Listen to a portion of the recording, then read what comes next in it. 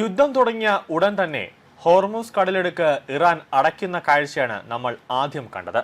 എന്നാൽ ഇന്ത്യക്ക് മാത്രം എണ്ണ കൊണ്ടുപോകാൻ അനുമതി നൽകിയതോടെയാണ് ഇന്ത്യൻ പതാകയുമായി എണ്ണക്കപ്പലുകൾ ഹോർമൂസ് കടക്കാൻ ഇറാൻ അനുവാദം നൽകിയത്. അതോടെ ഹോർമൂസ് കടന്നെത്തിയ ഇന്ത്യയുടെ എണ്ണക്കപ്പലുകൾക്ക് രാജകീയമായ ഒരു പരിഗണനയാണ് ആദ്യം ഇറാൻ നൽകിയത്. എന്നാൽ പിന്നെ സംഭവിച്ചത് തിരിച്ചായിരുന്നു. ഹോർമൂസ് വഴി വന്ന ഇന്ത്യൻ കപ്പലുകൾക്ക് നേരെ ഇറാൻ വെടിവെക്കുന്ന ഒരു കാഴ്ചയാണ് നമ്മൾ പിന്നെ കണ്ടത്. ഹോർമൂസ് വഴി ഇന്ത്യൻ കപ്പലുകൾക്ക് ഇറാൻ നൽകിയ അനുമതി നിലനിൽക്കുമ്പോഴും ഇറാൻ ഇന്ത്യയെ ചതിക്കുന്ന ഒരു രീതിയാണോ ഉണ്ടായത് എന്നൊരു സംശയമാണ് നേതാക്കൾക്കിടയിൽ പോലും ഉണ്ടായത്. ആദ്യമേ തന്നെ അതായത് ഇറാൻ ഇന്ത്യൻ കപ്പലുകൾക്ക് ഹോർമൂസ് കടലിടുക്ക് വഴി കടന്നു പോകാനുള്ള അനുവാദം നൽകിയപ്പോഴും ഇന്ത്യ കർശനമായ രീതിയിൽ വൻ സുരക്ഷാ സന്നാഹങ്ങൾ ഒരുക്കിയിരുന്നു എന്നതാണ് വസ്തുത. കാരണം ഇന്ത്യക്കറിയാം ഇറാൻ എപ്പോൾ വേണമെങ്കിലും ഇന്ത്യയെ ചതിക്കുമെന്ന്, അല്ലെങ്കിൽ തിരിഞ്ഞു കൊത്തുമെന്ന്. അത് തന്നെയാണ് ഇപ്പോൾ സംഭവിച്ചിരിക്കുന്നത്. ഇന്ത്യൻ കപ്പലുകൾക്ക് നേരെ ഇറാനിയൻ റവല്യൂഷണറി ഗാർഡ് വെടിവെപ്പ് നടത്തിയതിനെ തുടർന്ന് ഹോർമൂസ് കടലിടുക്ക് മേഖലയിൽ ഇന്ത്യൻ നാവികസേന സുരക്ഷാ വലയം ശക്തമായി തന്നെ ഘടിപ്പിച്ചിരിക്കുകയാണ്.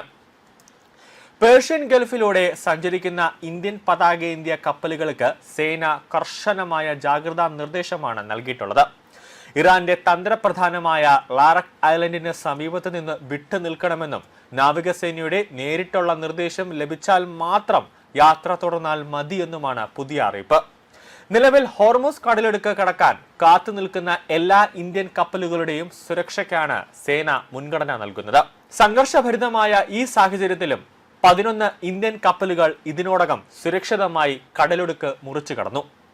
ഏപ്രിൽ 18-ന് ദേശ് ഗരിമ എന്ന ടാങ്കറാണ് അവസാനമായി മേഖല കടന്നത്.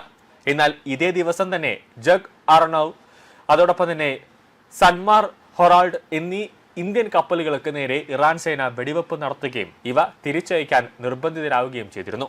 നിലവിൽ അറബിക്കടലിലെത്തിയ ദേശ് ഗരിമയ്ക്ക് നാവികസേന അകമ്പടി നൽകുന്നുണ്ട്. കപ്പൽ ഏപ്രിൽ 22-ഓടെ മുംബൈയിൽ എത്തുമെന്നാണ് പ്രതീക്ഷിക്കുന്നത്.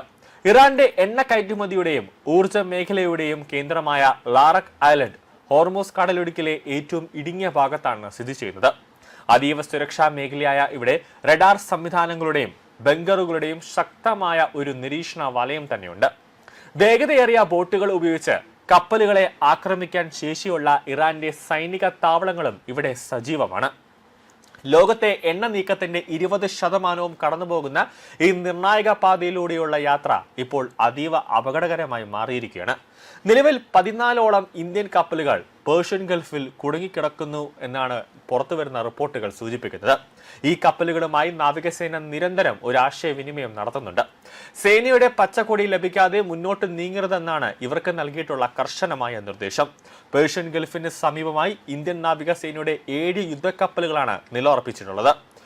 കടലിടുക്ക് കടന്നെത്തുന്ന ഇന്ത്യൻ കപ്പലുകൾക്ക് ഈ യുദ്ധക്കപ്പലുകൾ സുരക്ഷാ അകമ്പടി ഉറപ്പാക്കുന്നുണ്ട്. മേഖലയിലെ വർദ്ധിച്ചു വരുന്ന സംഘർഷാവസ്ഥ നാവികസേന അതീവ ഗൗരവത്തോടെയാണ് നോക്കിക്കാണുന്നത്.